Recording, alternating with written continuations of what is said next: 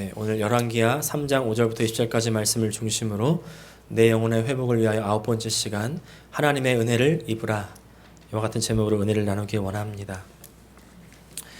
우리 누가복음 7장에 보면 나인성의 장례식이 벌어지고 있습니다. 장례식이 다 슬프지만 이 장례식은 더 슬픕니다. 아주 극한에 다른 슬픔입니다. 왜 그러냐면 어머니가 먼저 죽은 아들을 장사하고 있기 때문입니다. 근데 이 장례식에 특별히 또 슬픈 하나의 이유가 더 있는데, 이 어머니가 아들을 떠나보내기 전에 이미 다른 한 사람을 떠내보냈습니다. 바로 남편입니다. 그러니까 이 여인은 그 당시에 사회 최약체로 분류되던 과부, 남편이 먼저 죽었고 그 이후에 아들 하나만 바라보며 살았는데, 그렇게 애지중지하며 억척같이 키워오던 그 아들이 자기보다 먼저 젊은 나이에 유명을 달리했을 때 얼마나 이 여인은 마음이 아팠을까요? 아프다는 말로 표현되지 않았겠죠. 세상에 사는 모든 소망이 다 끊어진 것 같았을 겁니다. 예수님이 나인성에 도착하셨을 때 이미 아들의 장례식이 다 치루어졌고 진행되고 있었고, 예수님이 이 슬픔의 극한에 이르렀던 이 여인의 마음을 알고 계셨습니다. 그 여인에게 가서 울지 말라 이렇게 말씀하시죠. 우리 사람들은 울지 말라고 할 때 그냥 울음만 그치라는 뜻이고 더 이상 해결할 능력이 없지만, 예수님께서 울지 말라 하시면 거기에 반드시 해결해 주시는 분인 줄 믿습니다. 그 말씀대로 울지 않을 수 있는 환경을 만들어 주시죠. 바로 아들을 살려 주시는 겁니다. 네. 죽은 아들이 들어있는 관에 손을 대시면서 청년아 일어나라.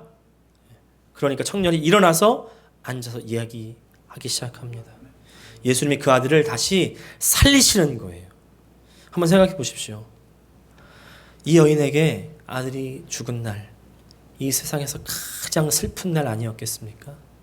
그런데 이 살 소망이 끊어진 그런 때에 이 여인이 예수님을 만나게 되니까 그 가장 슬펐던 날이 가장 기쁜 날로 바뀌게 되는 겁니다. 이 여인은 예수님을 만났고 예수님 주신 그 은혜 때문에 인생에서 가장 슬픈 순간이 가장 기쁜 순간으로 변화되었습니다. 여러분, 우리 인생에서도 이런 은혜가 필요한 것 아닙니까? 우리도 이런 하나님의 은혜를 입어야 됩니다. 우리도 그 장례 행렬에 서 있는 그 무리 가운데 한 사람이 될 수가 있고, 아니 이 여인이 바로 내가 될 수가 있다는 겁니다. 이 모든 일이 일어난 곳이 어디냐면 나인성이라는 곳이에요. 나인성이 그 원어적 의미를 살펴보니까 즐거움, 기쁨이란 뜻입니다. 우리 인생 가운데 우리 항상 즐겁기 바라고 기쁨으로 가득하기를 바라지 않습니까? 이 나인성에서 즐겁고 기쁘게 살아야 될 텐데, 근데 가장 슬픈 일이, 가장 비극이 벌어지게 된 것이죠. 네, 우리 인생에 가장 기쁜 일이 일어나기 원하지만 어찌 그 뜻대로 우리 인생이 흘러갑니까? 네. 이런 장례와 같은 일들이 우리 인생에 많이 벌어지죠. 모세의 고백을 들어보십시오. 시편 90편 10절 말씀 보니까 우리의 연수가 70이요 강건하면 80이라도 그 연수의 자랑은 수고와 슬픔뿐이요 신속히 가니 우리가 날아가나이다. 연수의 자랑이 수고와 슬픔뿐이다. 여기 계신 우리 시니어 분들 어떻게 동일한 고백이 되어지십니까? 근데 우리의 비극은요, 이 비극으로 끝나는 것이 아니라는 것을 기억하셔야 됩니다. 예수님이 그 장례를 가장 큰 기쁨으로 바꾸어 주시는 것처럼 오늘 그 어머니가 누렸던 하나님의 그 은혜, 하나님께서 주시는 그 기쁨, 오늘 우리가 동일하게 체험하는 예배 시간 되기를 축복합니다. 네. 오늘 본문에 소개된 사건은요, 인생에서 생각지 못한 슬픔을 만난 사람들의 이야기입니다. 이 북이스라엘을 섬기던 모압, 그 모압이 더 이상 이스라엘을 섬기지 않겠다고 반란을 일으킨 거예요. 그 소식을 듣는 북이스라엘 왕이 어떻게 해야 되겠습니까? 혼내주러 가야 되겠죠. 가만히 있을 리가 없습니다. 모압을 치기 위해서 연합군을 구성하는데 바로 남유다와 함께 연합군을 구성하는 겁니다.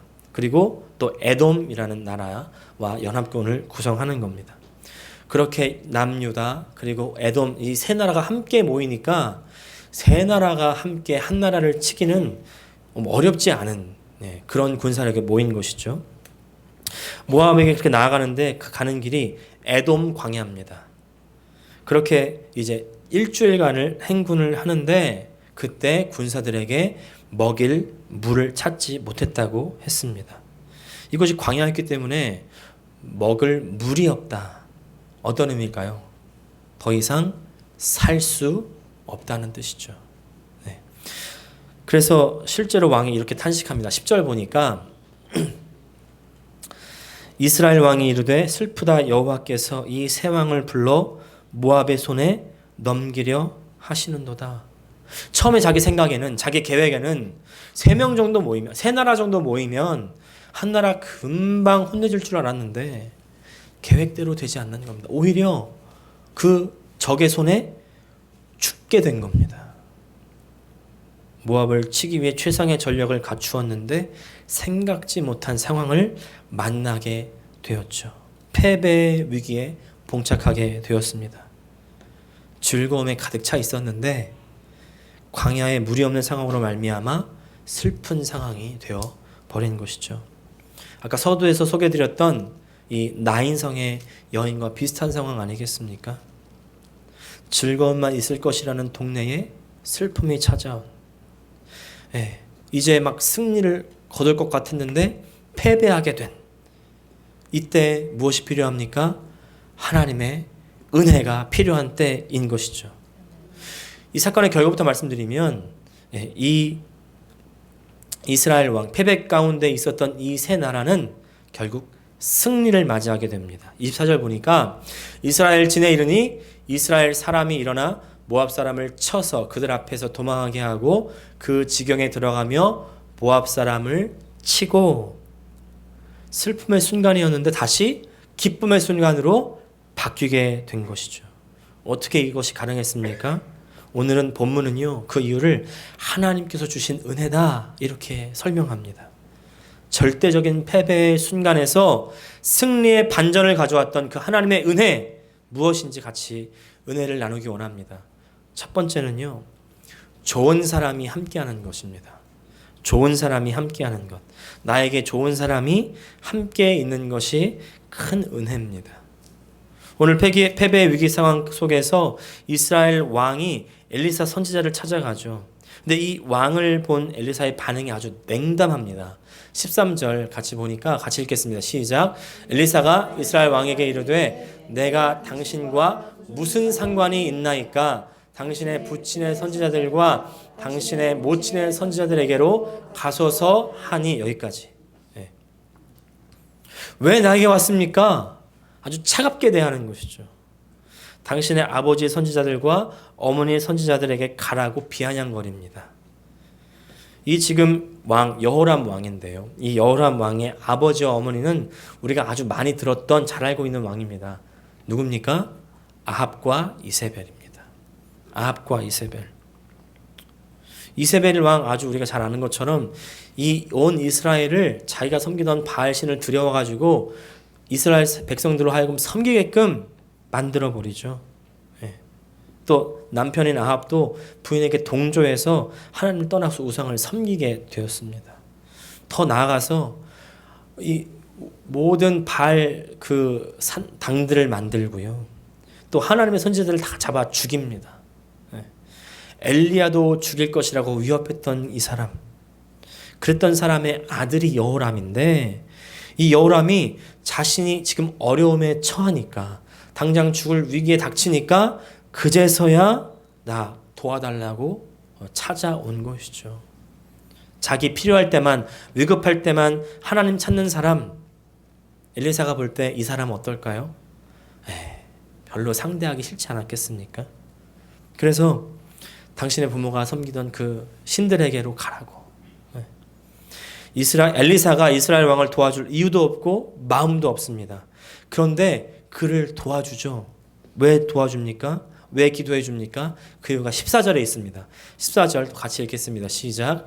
엘리사가 이르되 내가 섬기는 만군의 여호와께서 살아계심을 두고 맹세하노니 내가 만일 유다의 왕 여호사밧의 얼굴을 봄이 아니면 그 앞에서 당신을 향하지도 아니하고 보지도 아니하였으리이다. 지금 이스라엘 왕이 전쟁을 일으켰는데 두 나라의 연합 바로 남유다였고 에돔이었습니다. 그때 이 남유다의 왕이 여호사밧이었죠. 엘리사가 당신만 보면 이스라엘 왕 여호람 당신만 보면 내가 도와줄 이유가 전혀 없지만 그러나 유다의 왕 여호사밧을 보아서 내가 당신을 도와주겠습니다. 이렇게 얘기하는 겁니다. 이스라엘 왕은 여호사밧 아니었으면 지금 이 광야에서 꼼짝없이 굶어 죽게 되었던 것입니다. 그런데 여호사밧과 함께 있었기 때문에 승리할 수 있게 된 것이죠. 이렇게 좋은 사람이 있는 것이 바로 나에게 큰 은혜입니다. 자, 그러면 여호사밧이 도대체 어떤 면에서 나에게 은혜일까요? 어떤 사람이었길래 좋은 사람이었겠습니까? 세 가지로 정리해 볼 수 있는데 첫 번째는요, 지지해 주는 사람이었다는 겁니다. 이스라엘 왕을 돕고 지지해 주는 사람. 모압과 전쟁을 할 것인데 도와주겠습니까? 이렇게 람이 제안했을 때 여호사밧이 흔쾌히 그 제안에 응했고요. 또 7절 보니까 우리는 한 몸입니다. 이렇게 이야기했습니다. 후반절 위에 보니까 나는 당신과 같고 내 백성은 당신의 백성과 같고 내 말들도 당신의 말들과 같으니이다 하는지라. 이거 엄청난 지지 아닙니까? 엄청난 지지. 이런 사람이 있으면 얼마나 힘이 되겠습니까? 두 번째는요, 이 여호사밧이 영적인 사람이었다는 겁니다. 연합군이 어려움에 처하게 되었을 때 여호사밧이 하나님의 선지자를 찾자고 조언한 사람이었습니다. 여러분, 그냥 나를 지지해 주는 것만으로도 굉장히 나에게 큰 힘이 되지만 그냥 지지해 주는 것이 아니라 영적으로 민감하고 끼어있는 사람이라면, 그래서 나에게 영적인 권면을 해줄 수 있는 사람이라면 나에게는 최고의 사람 아니겠습니까? 이스라엘 왕은 하나님 앞에서 이 아버지 아합처럼 그 악을 행하던 사람이었습니다. 하나님을 잘 섬기지 않았습니다. 아마 여호람은요, 여호사밧이 아니었으면 다른 방법을 찾다가 그 자리에서 절명하고 말았을 겁니다. 그러나 여호사밧이 이 하나님 앞에 나가서 하나님의 도움을 얻어야 된다고 조언한 것이죠. 이 전투에서 승리할 수 있었던 결정적인 요인이 바로 하나님을 찾은 것 아니겠습니까? 그렇게 찾자고 조언해 줄 수 있는 사람, 영적인 사람. 여러분, 이 영적인 사람, 이 사람이 바로 여호사밧이었다는 것이죠. 세 번째로 여호사밧은요, 하나님과 친밀했던 사람이었습니다. 엘리사 선지자가 여호사밧이 아니었으면 여호사밧 당신이 함께 있기에 생각을 바꾸었다는 겁니다. 여호사밧의 하나님과 이 하나님의 선지자와의 친밀함, 엘리사가 자신 안에 있는 분노를 가라앉히게 만들었고 엘리사가 마음을 바꾸도록 만든 것이죠. 이스라엘 왕은 여호사밧이 아니었으면 완전히 실패할 수밖에 없었을 것입니다. 여러분, 여호사밧과 같은 사람이 있으십니까? 주변에 영적으로 깨어서 하나님과 친밀하게 지내는 사람 있으십니까? 그 사람으로 인해서 하나님이 일하실 것이고 역사하신다는 것입니다. 오늘부터 그런 은혜가 있기를 구하십시오. 아람 장군 나만 기억하십니까? 이 나만 장군이 문둥병에 걸렸습니다. 모든 권력을 소유했고 엄청난 군사력을 가진 강대한 힘을 가진 장군이었는데 자신의 문둥병의 문제를 해결할 수 없는 겁니다. 그가 엘리사 앞에 나가서 병고침을 받게 됩니다. 어떻게 아람 장수가, 이방인의 장수가 이스라엘을 괴롭혔던 그 사람이 이 엘리사 앞에 나가서 병고침을 받을 수 있었을까요? 성경은 이렇게 이야기합니다. 열왕기하 5장 2절부터 3절 보니까 전에 아람 사람이 떼를 지어 나가서 이스라엘 땅에서 어린 소녀 하나를 사로잡음에 그가 나아만의 아내에게 수종들더니 그의 여주인에게 이르되 우리 주인이 사마리아에 계신 선지자 앞에 계셨으면 좋겠나이다. 그가 나병을 고치리이다 하는지라. 결국 뭐예요? 나아만이 낳은 것은 바로 그 집에 종으로 살던 여자아이 때문이었다는 것이죠. 하나님에 대한 믿음을 가지고 있던 이 어린아이로 말미암아 나아만 장수가 고침을 받은 겁니다. 나아만에게 이 어린아이 그의 인생에 있어서 최고의 사람 아니었겠습니까? 사울의 아버지가 소를 잊어버렸습니다. 사울에게 종을 하나 붙여주면서 소를 찾으라고 시킵니다. 하루 종일 헤맸지만 찾을 수 없었습니다. 사울이 그때 돌아가자고 하는데 그때 옆에 있던 종이 가까이에 성이 있는데 그곳에 사무엘이라는 선지자가 있습니다. 이 선지자를 찾아가서 도움을 청합시다. 이렇게 이야기하는 겁니다. 좋은 생각이긴 한데 사울은 예배를 드리고 예물을 드릴 예물을 준비하지 못했습니다. 그랬더니 이 종이 자신의 주머니에서 돈을 꺼내가지고 이 돈이 있으니 가서 예배를 드리자고 예물을 드리자고 결국 성에 들어가서 사무엘을 만나고 이 사무엘을 통해서 소를 찾게 되는 은혜가 임하는 겁니다. 네. 결국 사울이 이곳에서 이제 왕으로 세움 받는 일이 생기는 것이죠. 사울에게 일생 동안 잊지 못했던 순간 아니었겠습니까?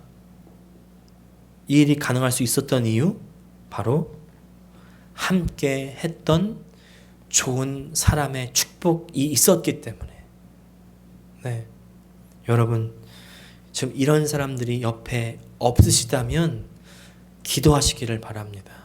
그리고 내가 내 주변 사람들에게 이런 좋은 사람이 되어주시기를 축복합니다.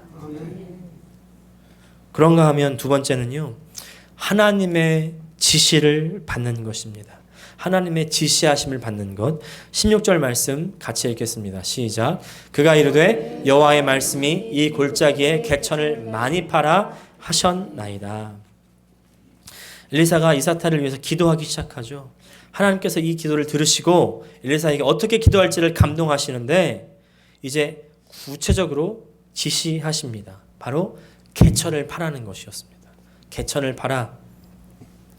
이스라엘 왕이 이 전투에서 승리할 수 있었던 원인이 바로 이 상황 속에서 무엇을 준비해야 할지 어떻게 해야 할지에 대한 분명한 하나님의 음성을 들었기 때문입니다. 하나님은 이 세상의 주인으로 또 나의 주인으로서 내가 어떻게 해야 할지 어디로 가야 할지 정확하게 알고 계시는 분이신 줄 믿습니다. 그 하나님의 지시함을 듣고 우리가 알 수 있다면 이것보다 더 큰 은혜 어디 있겠습니까? 이스라엘 왕의 처인 문제는 전쟁을 시작하기도 전에 군사들과 말에게 먹일 물이 떨어졌다는 것이죠. 군사들이 출정한 지 일주일이 지나서 이제 지쳐가는데 마실 물마저 떨어졌다.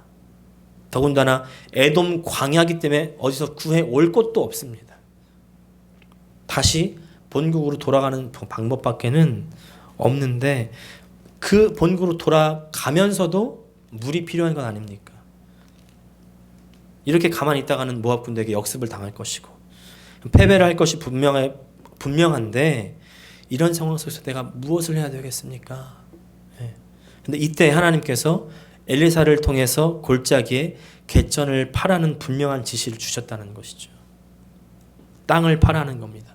아니 지금 물도 마실 물도 없는데 땅을 파라니요. 지금 다 지쳐 있는데 이해가 되지 않는 그런 상황.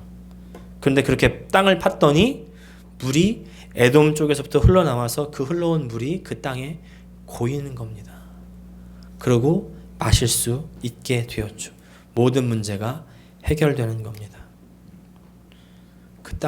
그 상황에서 누가 땅을 파야 된다고 생각하겠습니까?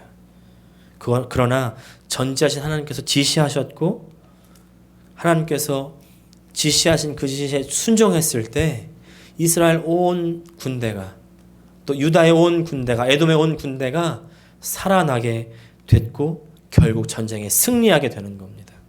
사랑하는 영적인 가족 여러분, 순간순간마다 하나님의 지시하심을 받으십시오. 그것이 은혜입니다.